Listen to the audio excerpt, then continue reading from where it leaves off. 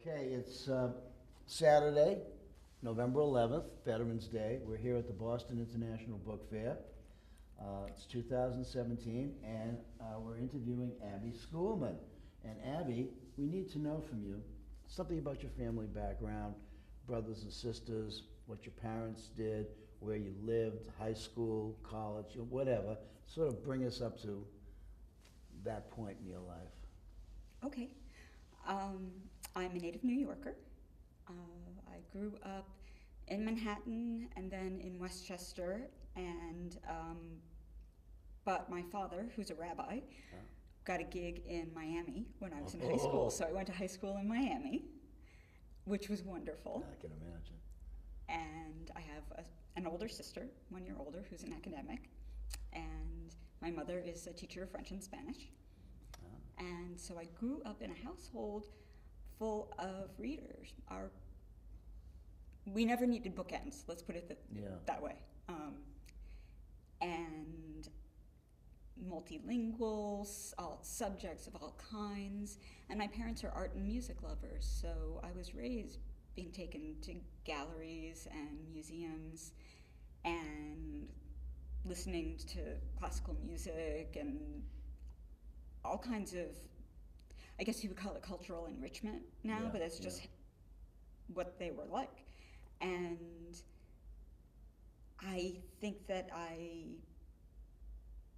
was just born with a liberal arts education, essentially. Yeah, and you lived a liberal arts life. And I lived a liberal arts education, and then when I went to a liberal arts college, I went to Wellesley.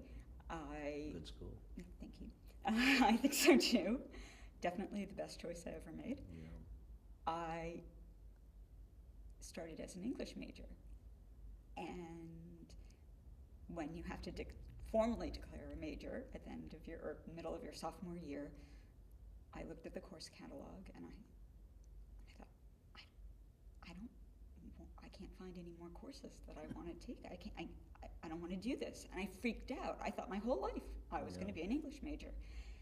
And because it's a small school, you can actually do this.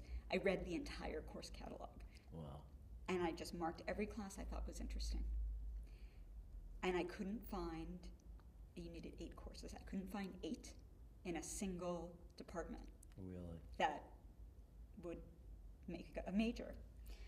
And, but then I turned to the next page after I thought I was at the end of the departments, and there was this pre-approved interdisciplinary majors page. And one of them was Medieval and Renaissance Studies. It turns out that something like 16 of the classes I had marked counted towards that. Oh, wow. In the English department, I'd already taken several. History, art, classical languages counted.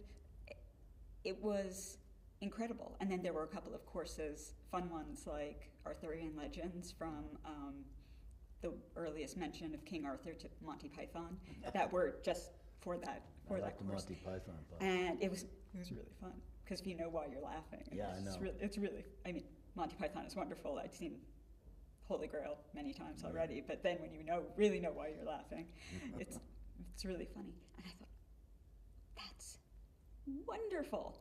I've already taken enough classes to justify this major, but I'll just keep going.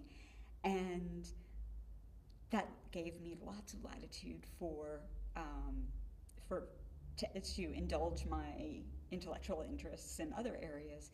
And I ended up, I realize now, basically studying the history of the book for 4 years. Really? Yeah. I was interested in the decorative arts. So for some reason we started with medieval furniture, but ended with William Morris and the Kelmscott Press. 19th and 20th century Western architecture. A lot of architects also designed for books, and it was just like that. And I didn't realize it until later, much later, that actually is what I did. Like almost every single class that I took had something to do with the history of the book. And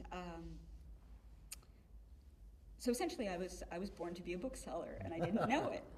So first, I thought I was going to get a PhD in medieval history, and I went halfway through the application process and I realized, no, I don't want to do that. And so I freaked out, and I graduated, and I got a job in a library. What library? Cambridge Public Library. Okay. The main branch, circulation desk. Gotta start somewhere. I gotta say, I got sick all the time for a while. It was like being a kindergarten teacher. People are like, here's your book bag. Yeah. And then, like, immune to everything. At least for a time. And then I went to library school. A year later, I was enrolled at Simmons, and I wanted to study rare books, and the person who had been teaching that had just retired, so I majored in archives management, and I worked in special collections for several years in the Boston area. Where? I worked at Northeastern University. My alma mater. Wonderful school, Yeah. Which I would know way too much about. Yeah. And Mass General.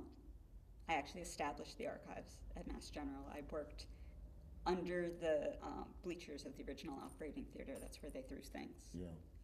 So I worked with early medical stuff. And then I got a job with the American Jewish Historical Society, which was in Waltham at the time. At the time, yeah. They were founded in New York in the 60s. One of their patrons persuaded them to move to a piece of land adjacent to the Brandeis campus. There's horrible 60s brutalist building that was just no longer appropriate. This was in the, by then this was the late 90s. And they joined a coalition, the goal being to move back to New York where they were founded. And so I helped them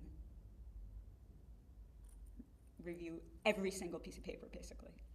I touched every piece of paper in the archives of the American Jewish Historical Society at the time, and helped them move their collection to New York, because my goal as a native New Yorker was to move back to New York. That was my goal. That was your dream. Yeah. And by then, my parents had moved back to New York. So that was in 99. I moved back to New York in 99. And 6 months later, I was recruited by Bowman Rare Books. Oh, so you worked for Bowman? I worked for Bowman Rare Books for 14 years. 14 years? Yes.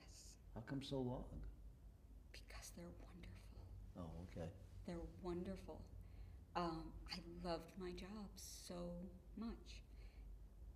I have to say, I hated being an archivist, because after a couple of years, I ended up in a position where I was either in meetings or I was photocopying things for researchers, but I wasn't working in the collections. And even though they had a rare book collection, there was no budget to do anything with it. Right. So I did get to play with rare books, some really rare Judaica, American Judaica stuff that I ended up selling for the Bowmans later, a few things. I had this encyclopedic memory at the time of really important landmark American Judaica, which was quite useful. Yeah. But I didn't like what I was doing, and so I ended up, through a series of accidents, I ended up getting recruited by David Bowman, not long after the Madison Avenue Gallery was opened. So there I was 28, and I'd already had a career in special collections. I'd worked in public libraries, and I'd worked in academic libraries and historical societies, and I just wasn't happy, and there I was, my second career already at 28, and David Bowman saved me. He did. It was wonderful. And Natalie is incredible. We never worked in the same office. I talked to her 25 times a day on the phone, and then at book fairs, I was. Yeah. I'm sure you saw me for many, many years glued to her side, buying. But David taught me how to sell. Natalie taught me how to buy. Corinne Weeks, who was their very first employee, so I'm not even going to say how many years she's been with them. She taught me so much. And who doesn't want to work with landmark books in every field? That's right. Who doesn't? I mean, I love my job. Yeah, me too. But I had discovered, actually, the week before I started working at Bowman Books, I stumbled across, at the American Museum of Natural History, oddly, an exhibition of contemporary art bookbindings. And I was entranced, because who doesn't love a beautiful binding? I'd seen many beautiful bindings, but I'd never seen ones in a modern idiom. And I actually bought the catalog to the exhibition. I never buy catalogs to exhibitions. You know, there's usually enough online afterwards that you can look at things again. It's nice to have the original catalog too. Yeah, but it's not something when I was 28 that I habitually did. Right. So I bought that, and I started work at Bowman Books, and I said to David, "Hey, did you see that exhibition?" And he exhibited no interest at all. And I thought, there's plenty to learn here. I'm just going to have to put that aside. Yeah. And that kept me occupied for a very long time. But learning about all these fantastic books and subject areas that were actual blanks to me, like Trans-Mississippi West exploration and polar exploration, which I fell in love with both, which if you had told me that 10 years before, I would have been crazy. No. But I love them both. Yeah. So 14 years went by so fast. Had a baby, came right back. How many kids do you have? I have one daughter. She's 13. So so I worked for Bowman for 4 years, had a kid, came back after 9 weeks. I'm much better negotiating with customers and colleagues than with infants. So you've had a lot of experience working at a big-time business. Yeah, and so I learned a lot about business practices and ethical business practices, because when you're a big business, you have to do it right. Yeah, otherwise there's nothing can be done on the fly. Everything has to be documented. There's no, even when you're buying at a fair, there's no buy it, price, pencil price it, flip it around. No, it has to go through a logical process of review, cataloging, and everything. So I learned this very systematic way of handling books. But I rarely had to catalog a book. I can buy and sell, I can sell. But I never had to catalog a book. I knew how to do it. I know how to research. But when you start your own business, that turns out to be a real disadvantage when you're not. If you catalog books all day, you're fast. Yeah. When you don't, you're slow. It's not the same. You're slow. So I certainly knew how to set up a business and run a business and all kinds of things that I think a lot of former employees of other booksellers don't really know. I knew a lot of details, and I also got advice from a good accountant and business manager. So, but I realized, oh my God, I know how to sell, but I have to catalog all the books first. That's right. So, there have been challenges along the way. What made you decide to leave the Bowmans? Well, I always thought that I was going to be a lifer, but around, I guess it was 2005, I picked up a customer who started collecting modern firsts, really, really great association copies. And he said, I want enclosures for these. Obviously, they were too valuable to just sit on the shelf. But one of the great allures of collecting modern first editions is the graphic design of the dust jacket. Right. So I don't want the ye olde gentleman's library enclosures that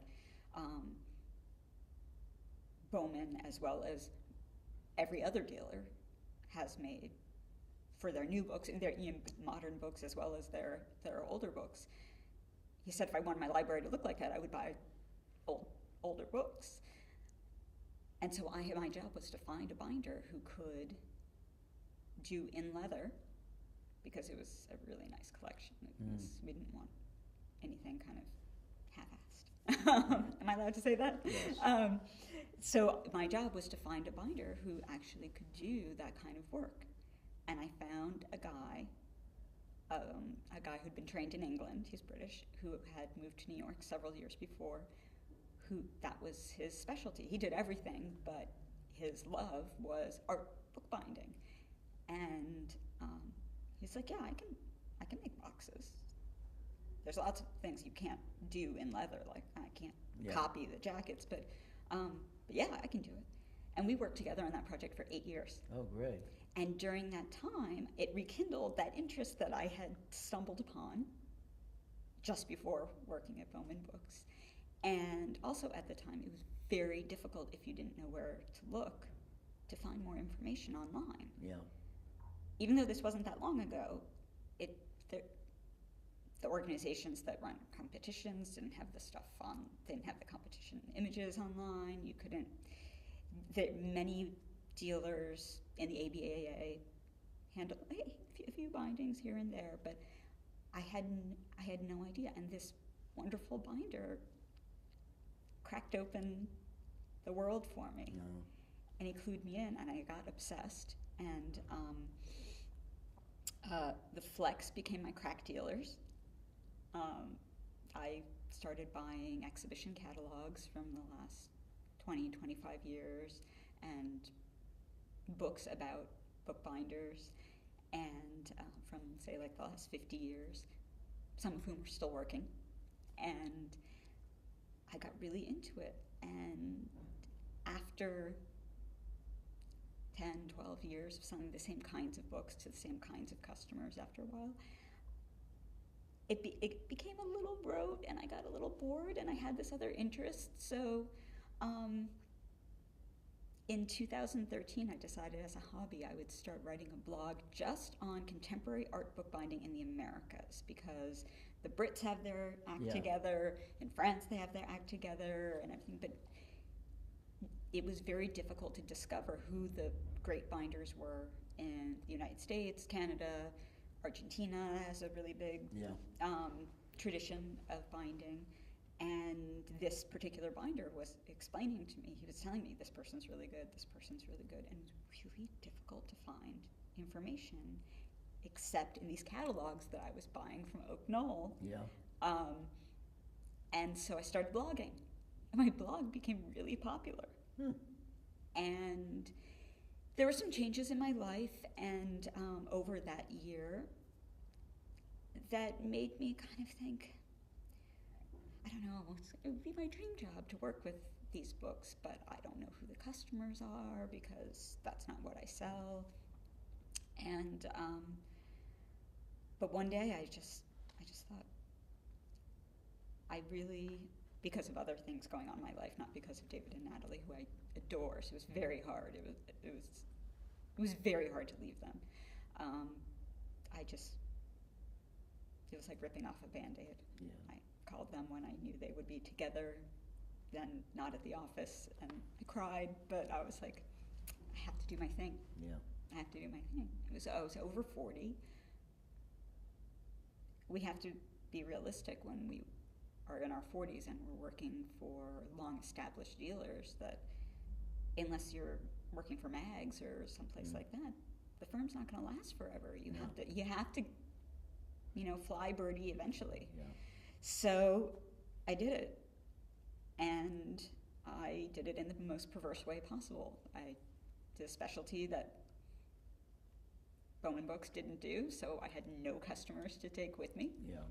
I didn't know who my customers were going to be, but I just really wanted to do it, and I really needed to make a go of it. It's not like I can afford to have a hobby business. So it's been really hard work, but it's been wonderful, and I've met the most wonderful people. And you know what, binders they just want attention. Nobody pays any attention to them.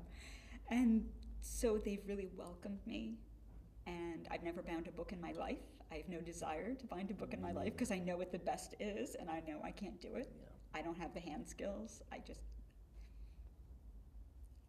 And I've just met the most wonderful people, and the people who subscribed to my blog, some of them turned out to be big collectors, and they started buying from me and letting me play in their collections. Some of them turned out to live near me. And they'd say, "Come on over." Yeah. Nobody wants to talk about art binding like this. Come, hang out with me, and you can look at my books. So I got to see books in person by binders. Normally, I would only see in picture. I'd only seen pictures of, and it was just really, it was a wonderful experience to find this community. And while it's hard work, and I have expanded a little bit, Priscilla Juvelis, who has been wonderful to me. She's my mentor. Nice lady. She's my mentor, and she's tough, she's smart, and experienced, and straightforward. And she told me things like, "You are going to have to sell other kinds of things besides art bindings," and she's right. I sell artist books too, but I work directly with the artists. Almost everything I have comes from artists. That was made by the artists I'm working with. I have a handful of things that the artists are like, I have this sitting on my shelf, and I'm not really attached to it. Do you want to sell it for me? And it falls within my purview in that it's an artist's book. I like it, and the creator is still living. Oh. Yeah. That's important. Yes. Not every book that the binders have bound is a contemporary book. I have books from the 30s, but that were bound in like 2015.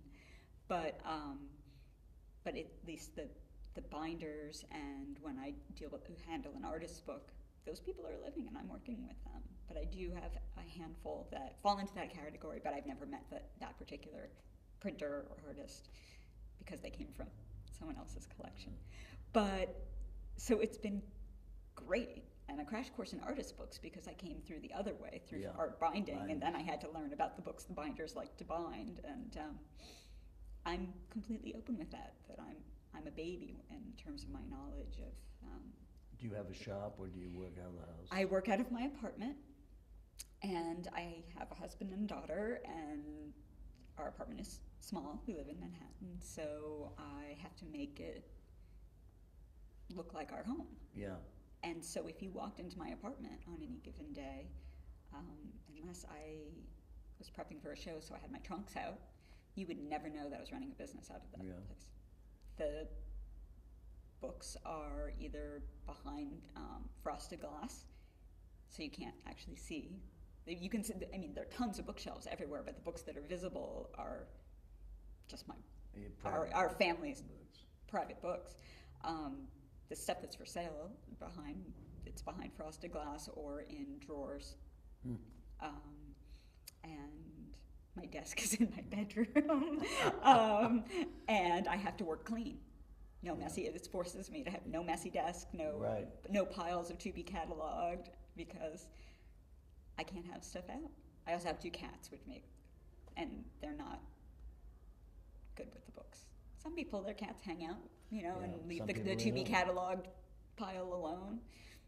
No, mine wouldn't. So I have to work clean, and it's really hard, and I've gotten rid of a lot of stuff in order to make room for my books. I can imagine. My stock is tiny. Tiny? Tiny. When you say tiny, how many volumes is tiny? Well, I handle original art too, by the some of the artists I represent. There are 5 artists who I have pretty much an exclusive relationship with, and the deal is anything they make in whatever format, I will handle. So one of my artists, Timothy Ely, he's been collected for 40 years. He makes the book, and he's a master binder, and each book is unique. Yeah. But not every drawing he makes is a book. It's a single idea. So I have original drawings by Timothy Ely. No, none of his dealers ever wanted to handle those before. I got him from Peter Krause. Really? Yeah, Ursus represented him How's for Peter years. doing? I haven't seen him lately, but I think he's okay. Oh, that's great. But Good man. yeah, and Tim doesn't really believe in exclusives, so he started sending me a couple of books while he was still mostly with Ursus. But when Peter decided that he was going to change his business and Yeah. had no consignments at all anymore, and Tim was the only living artist he was still working with. He wasn't working with living artists anymore. He called Tim and said, "I'm sending your books back," and he said, "Wait, no," because I had a couple of Tim's books. Tim called me and he said, "Can you go over to Peter's and get my books?" "Yes, Sure. please." "Yes, please." So I grabbed a trunk and got in a cab, and it was the friendliest handover ever. Well, you're not going to believe this, but we've just finished 30 minutes. Wow. See? I told you it was going to be painless. It was painless. It was Thanks for painless. participating. Thank you. I enjoyed it. Thank you. Me too.